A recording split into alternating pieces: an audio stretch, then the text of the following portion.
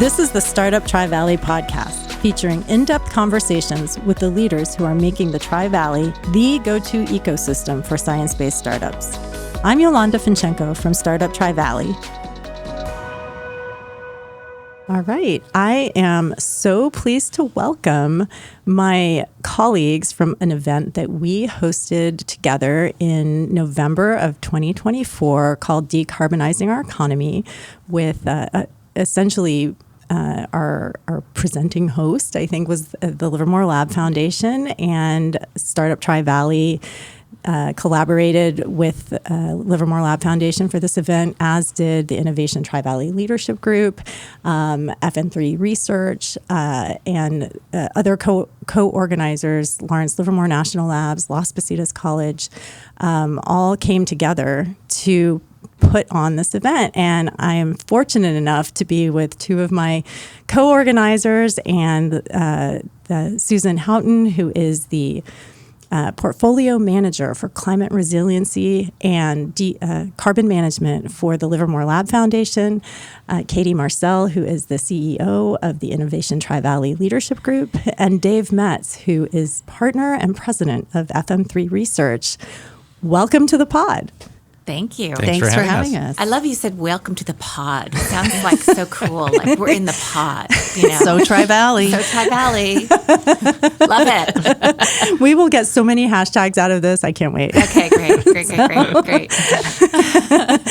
So thank you all for being here. I am actually going to start with Susan and just kind of, because this is really, I feel like this event was truly the outgrowth of what the Livermore Lab Foundation was already doing with Roads to Removal. And I want to give you a chance to maybe high level talk about the Livermore Lab Foundation, what you're doing within it, and connect us to how this event came to be, why, sure, and how you did it. Yes, thank you. And so I'm happy to be here in partnership with everyone, because the Livermore Lab Foundation is a 501c3 nonprofit supporting the fundamental science and research at Lawrence Livermore National Laboratory. Of course, everyone knows Lawrence Livermore National Lab, one of 17 Department of Energy laboratories across the nation, 8,000 employees, a focus on science, resilience, and in many areas, engineering, computations, and of course, climate and carbon management. And for several years, the lab has been really considered to be a leader in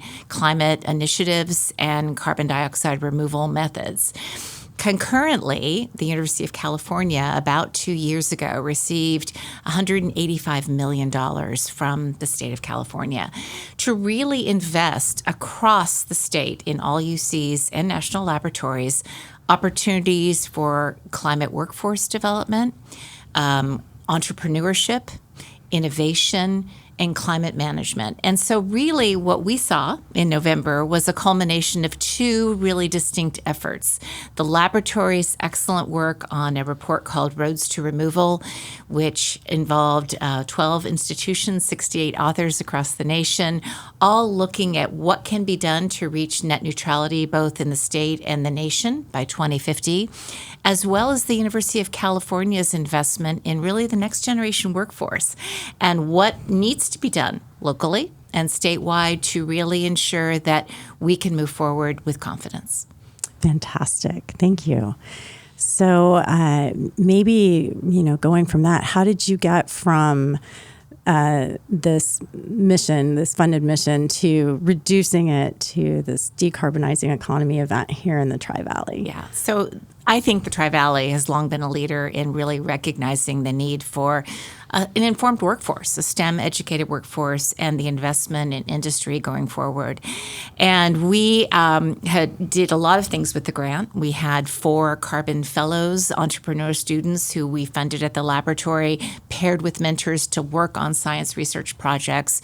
We knew that outreach and education was paramount to the success. So when you think about really how you invest in green tech, how you invest in a workforce of tomorrow. It starts with the basic level of education. And one of the things we've learned over the last 4 years doing a lot of the roads to removal work and getting to neutral, which was the lab's report on how California could reach carbon neutrality, is we learned that a lot of people have different views of what climate change is, what does it mean to be carbon neutral, that they might know about wind and solar, but they certainly didn't know about maybe direct air capture or bikers, which is the lab term for biomass remediation, and what is geological storage, and how do I fit forests and ag management into that. So that was really roads to removal. That was the report. And for many years, we've worked with Dave at FM3, which is a wonderful firm. They've been a strong partner for us. And we started off really then with, all right, we need to do some baseline work. So let's do some baseline work in terms of what is the quantitative and qualitative level that we need to start with. And that's what led us to Dave's wonderful survey and research results. Fantastic. And I know that was a big part of the event. And Dave, maybe you could talk a little bit about what it was like to do this. I know before we had the mics on, you were talking about how this was a little bit unique in terms of what you've done in other cities and in California, other regions across the country as well. And so maybe you could talk about that. Sure. So my firm, FM3 Research, is a public policy-oriented opinion research firm. We've been around for about 40 years, and we do work all over the country on a wide range of public policy issues, understanding where the general public, voters, business leaders, other stakeholders stand on a lot of key issues relating to climate, clean energy, and sort of how these fields are evolving. A lot of that work involves surveys of the general public. It involves one-on-one conversations with people who are in leadership positions. But what was really unique about this effort was the attempt to cut across a number of those sectors and talk to people who are leaders, both in the business community and the nonprofit sector, and some local elected officials as well. And understand what they think about the role of the Tri-Valley right now as our economy is changing, as our climate is changing, and some of the barriers and opportunities that present themselves at this moment in time. We ended up talking to 44 leaders across all of those sectors. We used a multimodal approach. Some of them we did one-on-one interviews where we just talked to them for half an hour in very sort of open-ended and wide-ranging conversations.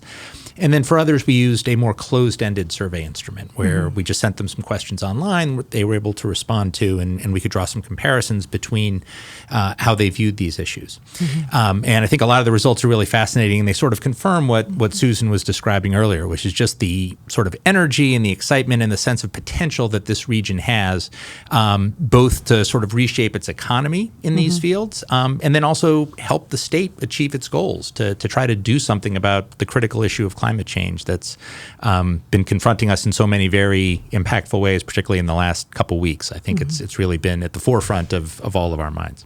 Absolutely. So, and I should mention, when we saw these great results, and the survey was local, so we wanted to make sure this was Tri-Valley, listening to Tri-Valley, and then sharing the results with the Tri-Valley. And of course, that's what led us to View and being able to partner on that very successful November event. And I think both the lab and the foundation think this collaboration is critical. And along with Las Positas College, which also joined us, we had this one-day event where we brought in key corporate leaders. We brought in Katie's team as part of that to talk about the economic effect and development. Of course, the leaders from Chabot and Las Positas College joined us.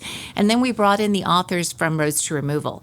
So when you think about that trifecta of, the economic experts, the elected officials, the scientists, as well as the students and the general public, how can we converge together? And what can we do to take the Tri-Valley along a leader, always been a leader, but now to the next leadership level and how to get there? Absolutely. And I said, thank you so much that this was an extraordinary event. We were really fortunate to be able to pull together and do this. It was a long event. It was from 8:30 until noon, and past that, people took lunch and stayed. And it included everyone from policymakers who attended and students from the Las Positas College chemistry class. There were a lot of students and faculty who attended.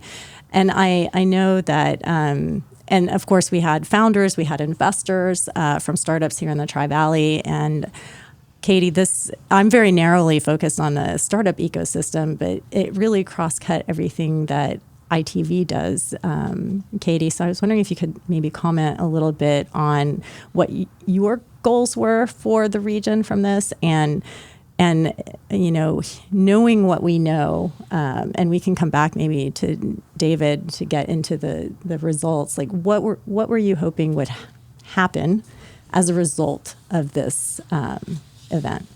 Well, we were very, very pleased and grateful to be included in all of this. Innovation Tri-Valley Leadership Group is 15 years old right now, and we're an economic development organization committed to the innovation economy in the Tri-Valley.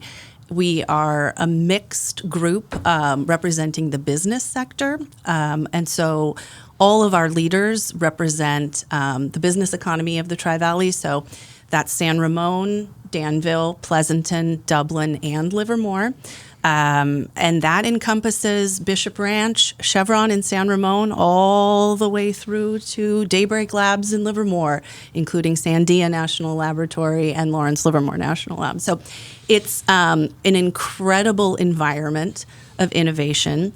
And I was not surprised that at a lot of the survey results, because our leaders tend to be very accessible and very connected to one another. We're very grateful that we have this accessibility to really global leadership in this field.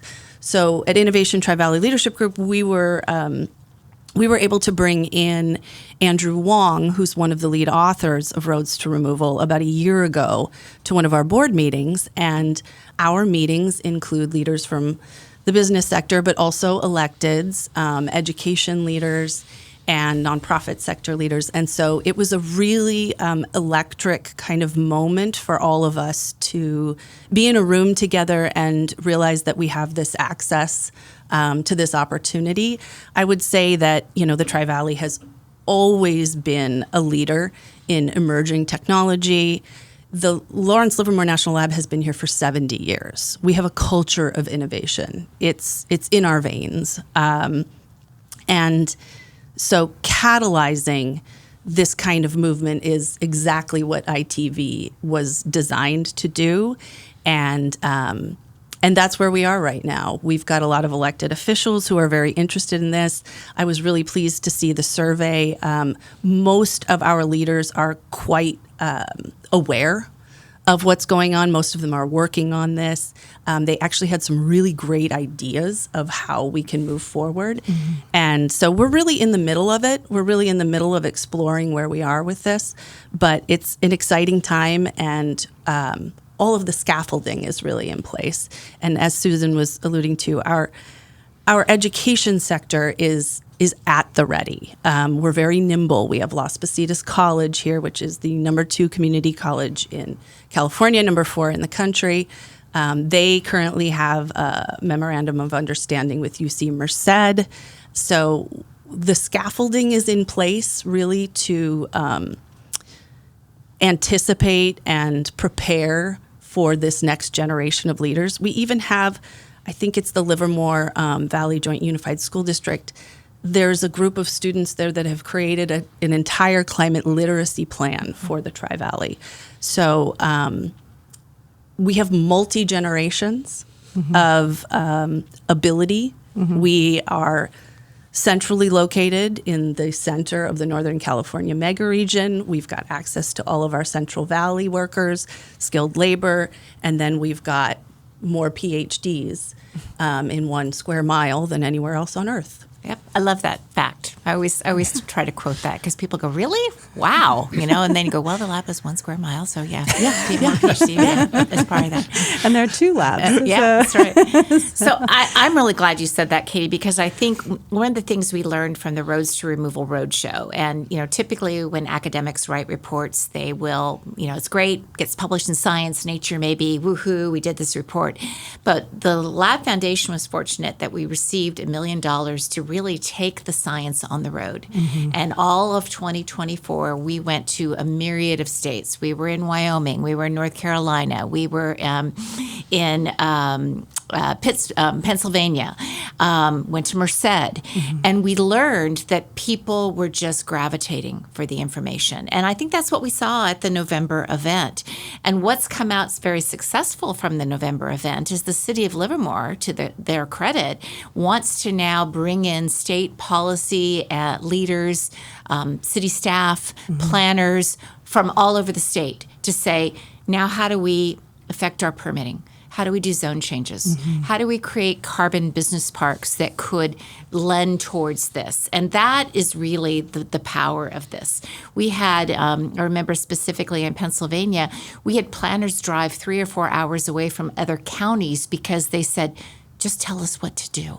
Just tell us what to do. Every city and county has to write climate action plans. And there are going to be little things you can do, and then there are going to be big things you can do.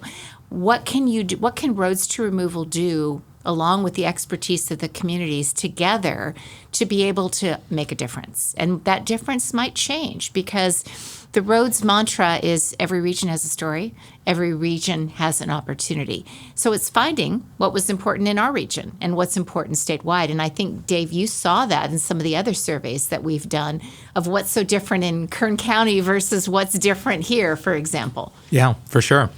And I mean, I think in this survey work, there are a couple things that really stood out from the leaders that we talked to that really align with what Katie was describing in terms of the advantages that this region has. The fact that it is proximate to both the sort of Central Bay Area and Silicon Valley and also the Central Valley. And so you can draw on skilled workforces, both blue-collar tradespeople and some of the top scientists in the world and engineers, and they're all right here. The fact that you have land and space where there is both light manufacturing and warehousing and plenty of room for that, as well as the white-collar workforce that comes from the labs and from other sources. And you also have an environment in which the incentives to do innovative work in this field are really in place. The state of California is one of the most aggressive in the country in terms of the goals it has set to take action on climate change and the resources it provides to sort of further that work. And that's something that the public knows about. It's something that the leaders that we talk to know about. And at a somewhat turbulent time in our politics, it's something where there is great public will to take action on these issues. It is something we've seen repeatedly across California in surveys. 3/4 of the public say we need to take action on climate change. I want to see more innovation, advances in technology that will help us to solve this problem. So that provides a great environment for the kinds of breakthrough leadership and changes in business practices and the growth of that green workforce that this region can provide. That's not to say that there aren't some challenges here too. This is because of all those reasons, this is a really desirable place to live, and the cost of living is high. And obviously, when you're trying to attract skilled workers, that's something that plays in. But relative to Silicon Valley, the cost of housing here, it may be high in sort of national terms, but it ain't what it is in Palo Alto. Right. And so that provides regionally, I think, some competitive advantages too, where you can attract a workforce that has a high quality of life here from all the amenities that are available, but it is more affordable in relative terms to some of the sort of competitor regions that we have here. The other thing that we heard people talk about, though, was regulatory barriers, that it is hard to get projects permitted, that government and regulation move slowly. We obviously have seen this in a variety of realms in California. And that is not an infrequent complaint. And it's one that I think we have seen more consciousness about trying to address it over the course of the last couple of years at at the government level, when people realize the speed with which we need to act to sort of spur these innovations and make a meaningful difference on climate change. So I think we're hearing lots from the leaders we talk to suggest that they recognize that this region is perfectly positioned to really be an epicenter of growth in the green workforce moving forward. And I would argue that's why your organization, Yolanda, is so important, because we need the entrepreneurs. Right. We need the startups. You're seeing really a change when it comes to science investment. You have always been the three-letter agencies that invest in science. The laboratory gets their budgets from the Department of Energy, Department of Defense. There's NSF grants. But we need that private investment. And so the partnership of private philanthropy, grant makers like ClimateWorks, Grantham Foundation for the Protection of the Environment, Breakthrough Energy. They're the agencies that invested in roads to removal and said, if not now, then when? And if not us, then who? So we have to get the message out there. And that's why I think what you're doing really with your entrepreneurs, that was the whole heart of what this UC grant was about. How do we build entrepreneurship in this industry? Then get them funded, then get the impact into the Valley area and move forward. Right. Thank you so much, Susan. So Susan, David, and Katie, you've touched on so many things, and I want to try and synthesize it a little bit. And I think building on what you said, Susan, yes, I think for Startup Tri-Valley, for iGate, what we're doing at Daybreak Labs, absolutely the ecosystem building that we're trying to do around climate technology and getting that infrastructure to encourage startups is very important. And we heard from an investor on the panel about the importance of that and the importance of, for example, having clean energy available for scale-up projects. That's something that, again, that's an infrastructure thing that policymakers can actually influence. And one of my favorite mantras is policy drives markets. I think we've seen that again and again. So I think having the policymakers participate in the survey, come to the event, strive to understand what are the opportunities and the challenges, and raise their hand, as you said, to say, we would like to dig into this roads to removal and come up with near-term, mid-term, long-term things that we can set in place. And I think one of the highlights of the roads to removal that really impressed me is the focus was actually, even though I represent a group that's innovating new technology, the actual focus was on things that regions could do right now. And I think that is something that is incredibly important, and that the fact that especially cities and policymakers, state policymakers recognize there are steps that can be taken immediately. And then there are midterm and long-term things that can be done is very important. And to your point, Katie, this Innovation Tri-Valley Leadership Group really coalesces the leaders in workforce development in what I like to call cornerstone companies and industries. So these are not startups. These are the CEMEXs that participated in our panel, and as well as other business leaders, small business leaders, nonprofits. There's a lot coalescing here.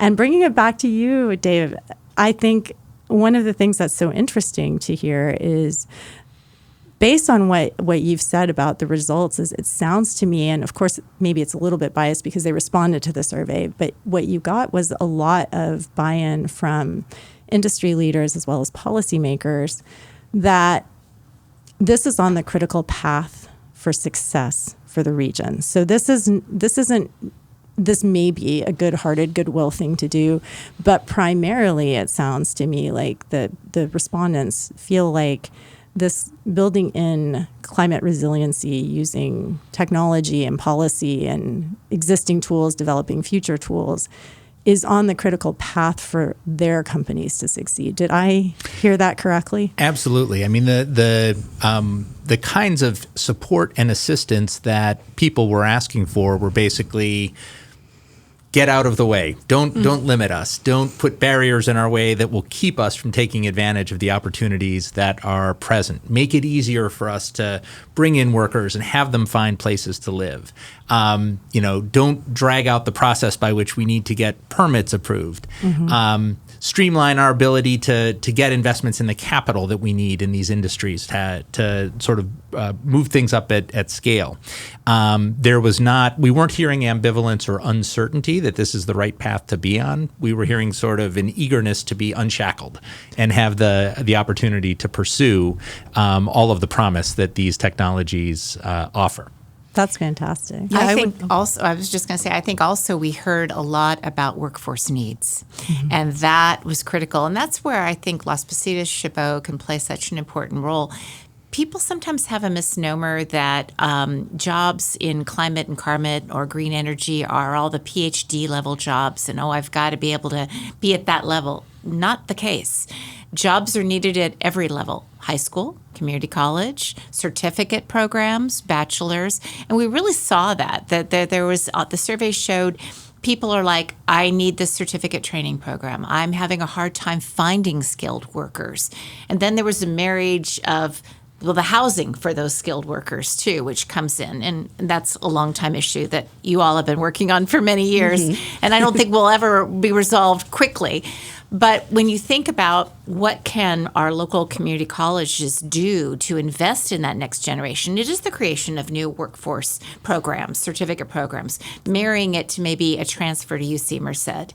And that came out loud and clear. Yeah, I just want to reinforce a couple of things that Susan said there. When we asked the leaders in the survey to tell us what kind of training, education, preparation they most wanted to see the workforce have, it was the training in career and technical education that community colleges can provide. That was the clear number one choice that they had. That's where they felt there was a need for more investment. So exactly what Susan was describing. And I will also say in our research across the country over the years, when we talk about economic opportunities that come in these industries, there is a tendency for when people think about them, they think of people in white lab coats. They think of people who are scientists, who have those many, many PhDs that we have in the 1 square mile here.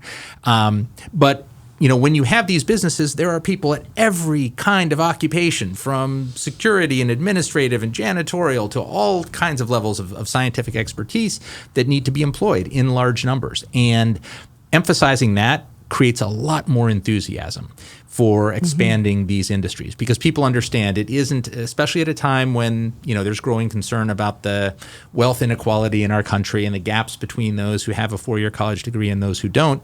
Understanding that the available opportunities benefit people with all those kinds of backgrounds and preparation really helps to build momentum and public enthusiasm. So the message Susan was describing is critically important to deliver. I think, and two, you see in areas where there might have been some industry transitions. A good example is Kern County. Oil jobs have kind of gone by the wayside there. But some of the skill sets that you see in the oil industry are skill sets that can be transferred to geological storage and direct air capture. And so how do we help communities do that transition? It's via the community colleges and opportunity to do that retraining. I think that's a huge opportunity for that as well. I think what we need to think about long term is exactly what ITV has been doing with your vision, and how do we strengthen those pillars to be prepared for when the funds do start to roll in and the permits change and all the stars are aligned and we're set to go. I would say we are open for business. That is our motto in this sector.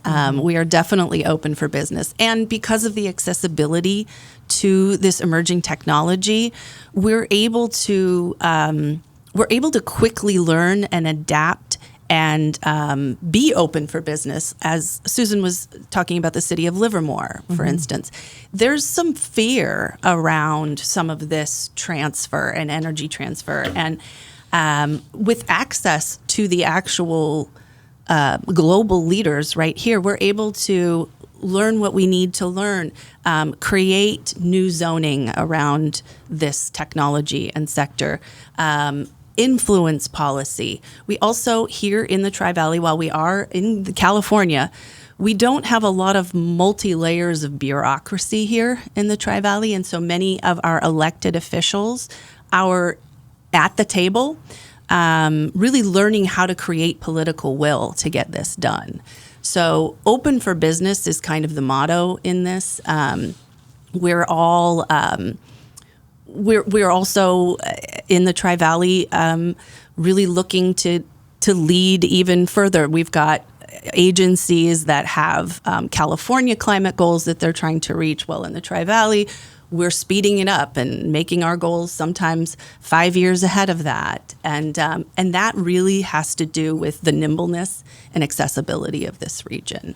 I think anticipation is also important. So, when you think about energy, think of it's broader than just CDR technology. I mean, there's some fusion opportunities emerging on the horizon. We'll just say that. And how can California be a leader in fusion? And how can California be a leader in the entire ecosystem of how to get us to the next level? The Tri-Valley plays an important role in that. And that's actually a great example of Open for Business when Lawrence Livermore National Lab achieved fusion ignition 2 years ago.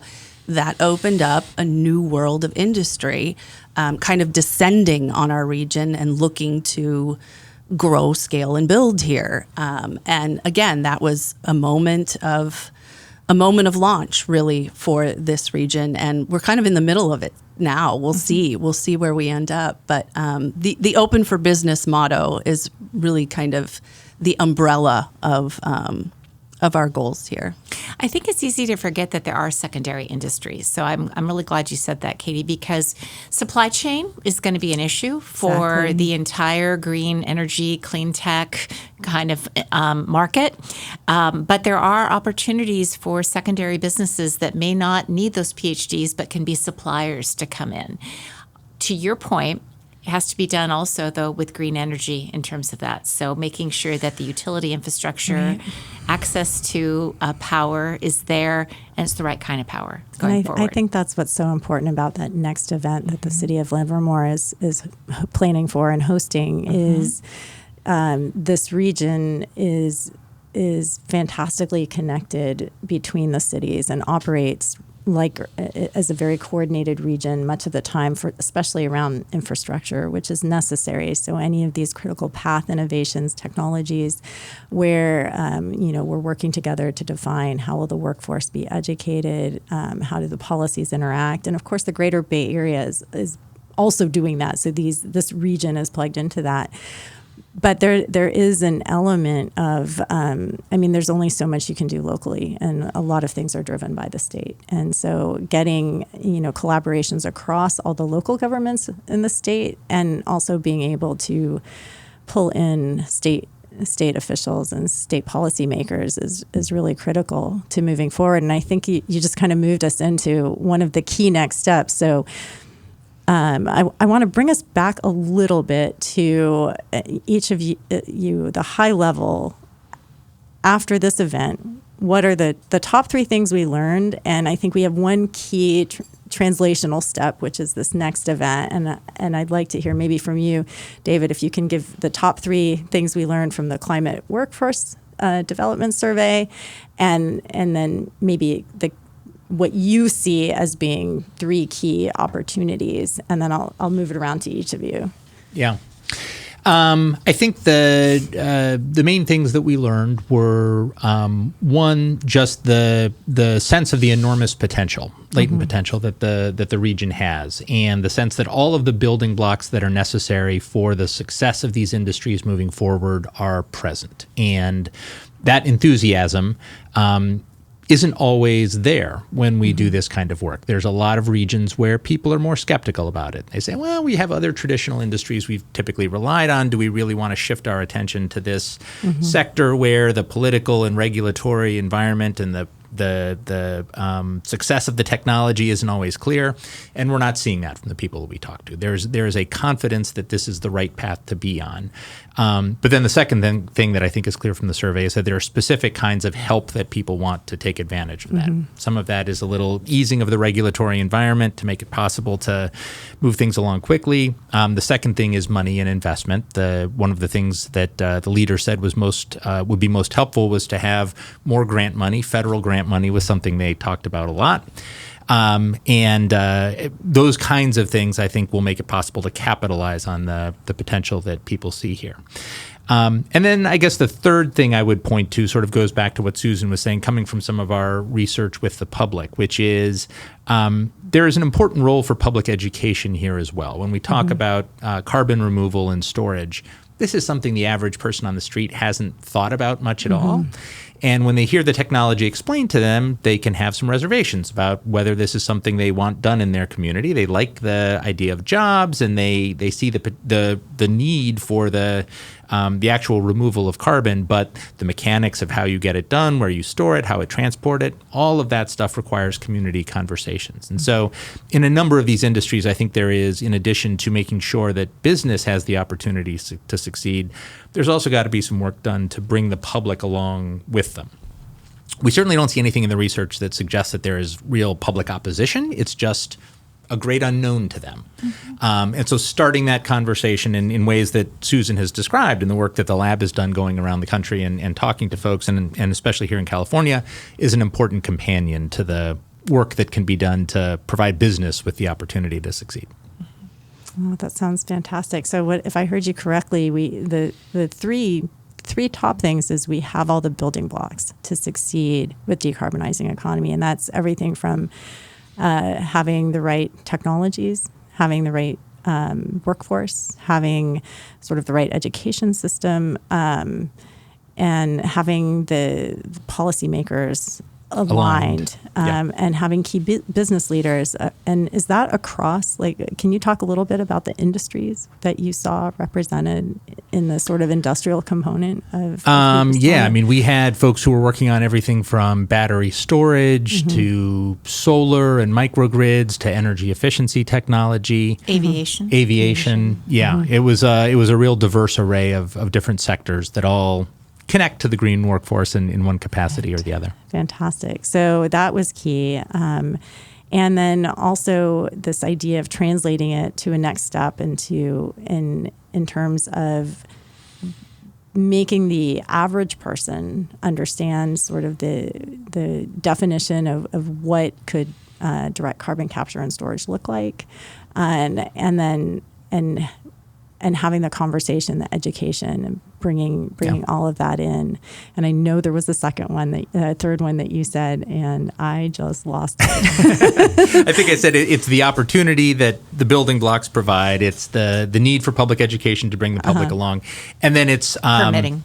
It's removing some of the obstacles. Yes, the barriers. Exactly. So and we did have we can see the policymakers are already aligned in that with this event. So there's a key next step from the standpoint of the goal of not only roads to removal generally, but specifically as we narrowed it down to creating awareness, building awareness at this event, and through the Climate Workforce Development Survey. So it sounds like we have a key next step that's already coming out of it. I think so. And I have my three, if you're ready for my three. Am. Okay. So building on what Dave said, I think climate, carbon education, energy education is paramount. It's a journey. It's not a project. And just as we all learned about energy in 4th and 5th grade, the Lab Foundation for the last 4 years has really developed CDR and carbon management lessons that have now been in classrooms across California. More than 3,000 students in California have learned about CDR technologies, and this is called the Climate in the Classroom program. We've done this as a number of DOE grants that right now we're in Pixley, California, Tulare County, where we are educating 2,000 students, and 25 teachers have dived into 19 hours of immersive lessons on everything on how climate change is happening, to what are the solutions to jobs, and how you communicate it.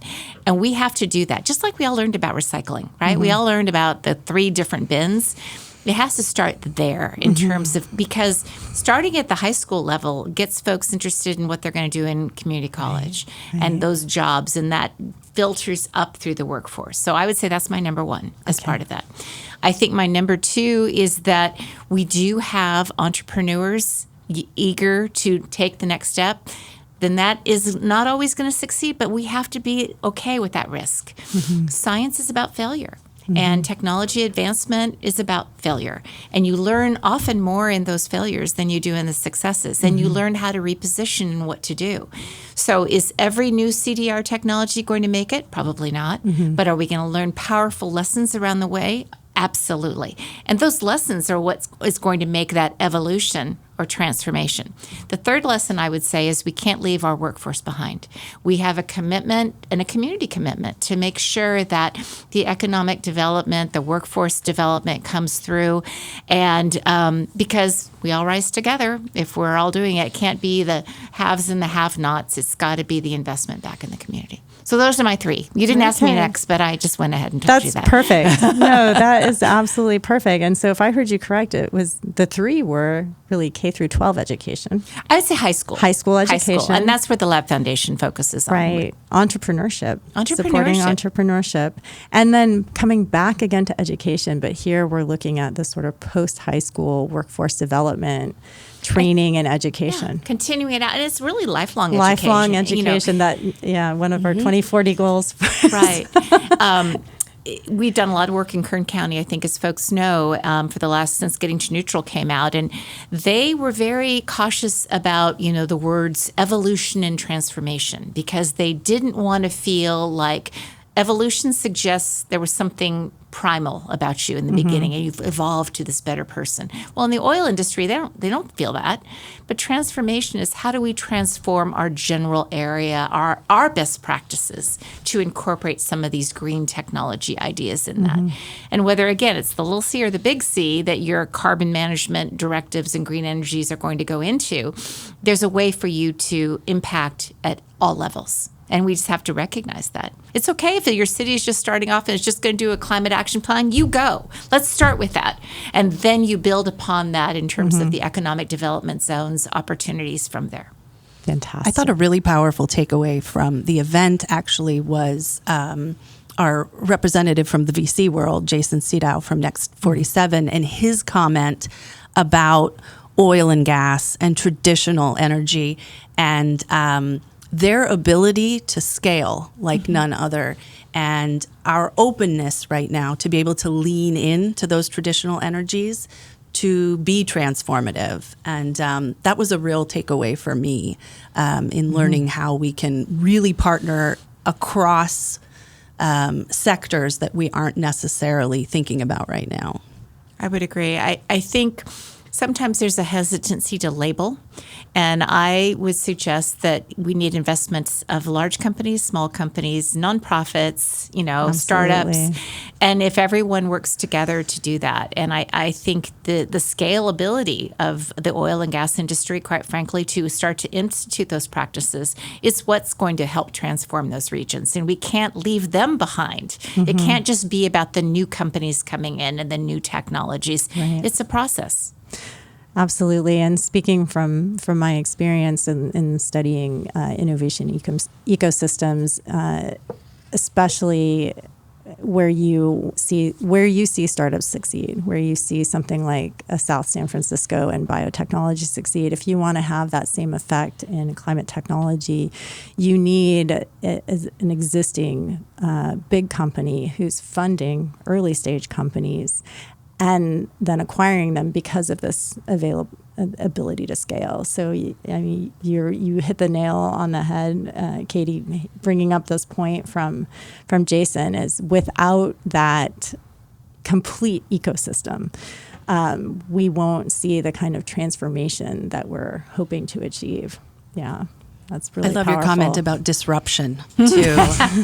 We have to we have to hold space for disruption here and for people to try and fail.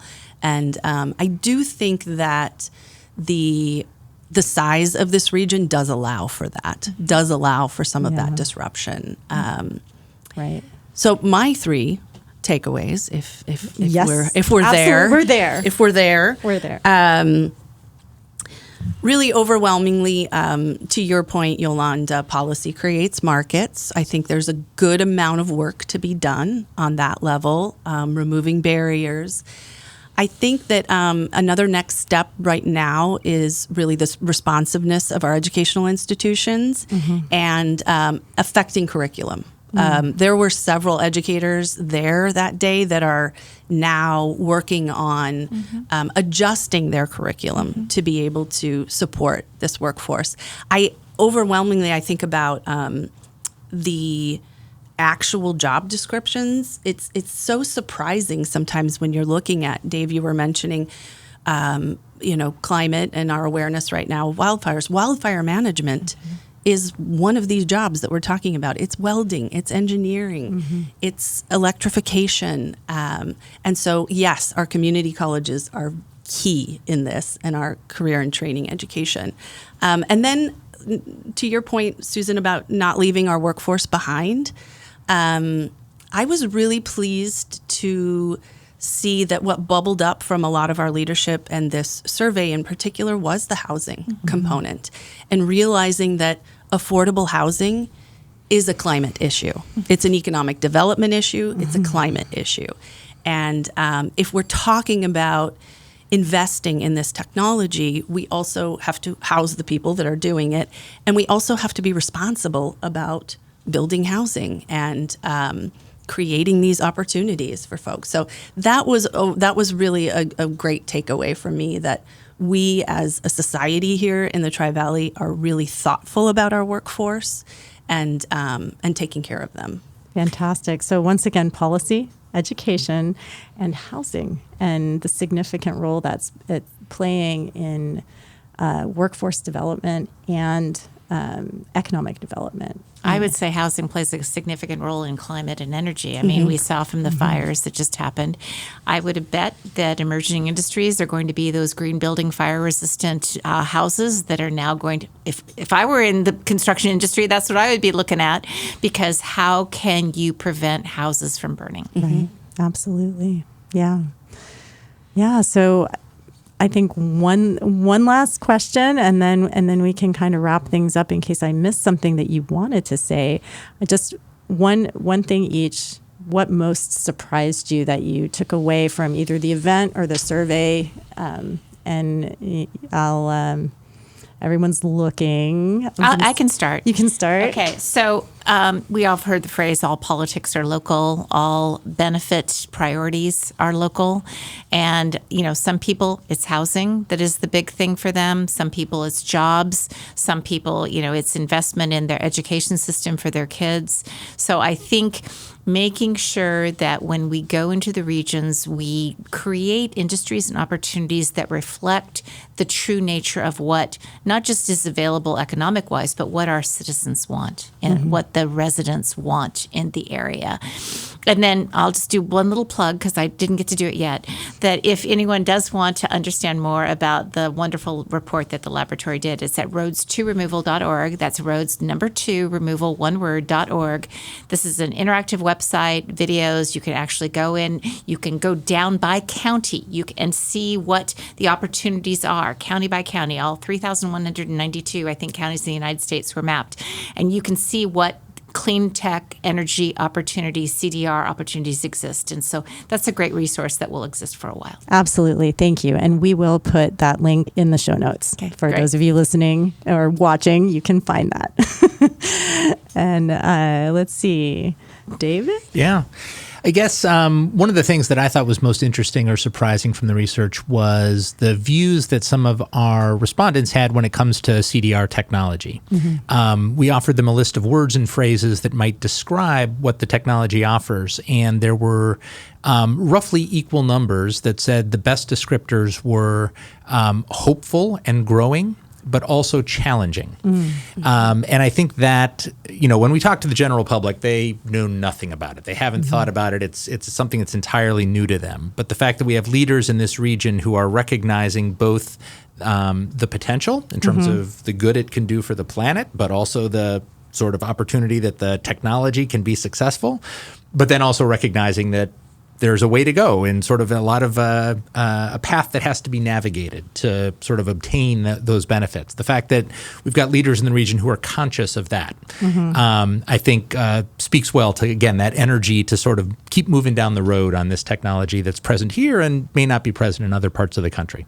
Fantastic. So it's what surprised you is that there are no rose-colored glasses, is what it sounds like. There's a pretty accurate perception. They're bifocals. There's rose, but then there's also the sort of reality of, there's maybe their work we learning need to hasn't do. gotten quite there yet. But Right. they're hopeful. They know it's going to be challenging, but that's okay. Yes, They- exactly. We're not going to be risk adverse here. We're just Right. going to. That is the nature of any innovative Yeah. technology, I Yeah. think. And so the fact that they know enough about it to put it in that bucket and say, this is one of those things that it's a problem that needs to be solved, and we have the tools to do it. Absolutely. Whereas I think there's other places where there's just not they haven't engaged with it on the same level that leaders in this region have. Got it. And Katie? I love the hopeful and challenging. And I think what is surprising to me and really delightful is the multi-generational approach to this. I'm really pleased that the generation that's in leadership positions right now has that hopeful and challenging perspective, because there were a couple of hundred students that showed up to that event. And Generation Z, not only are they're hopeful, I don't think they're looking at the challenges. They are moving full steam ahead, and they are holding our feet to the fire. And so the fact that the generation in charge right now is aware and hopeful and aware of the challenges, I think is right where we need to be, because the takeaway for me is that generation is going to take us where we need to go. And they, like I said, they are holding our feet to the fire. That's And that amazing. goes to the very nature of what this grant was all about. The entrepreneurship, the Absolutely. investment by the state of California into this UC system, and the $1 million grants that we got here at Livermore to have the next generation of entrepreneurs. That's amazing. So anything that I didn't ask that you wanted to put out there for our audience? Well, I think that we should afford the audience. No, we don't have the corner on good ideas. I mean, if people have Absolutely. good ideas, We're open for business. We're open for business. So challenge it. Come on, let's just do it. You got to think out of the box. If you don't think out of the box, you won't get to where you need to go.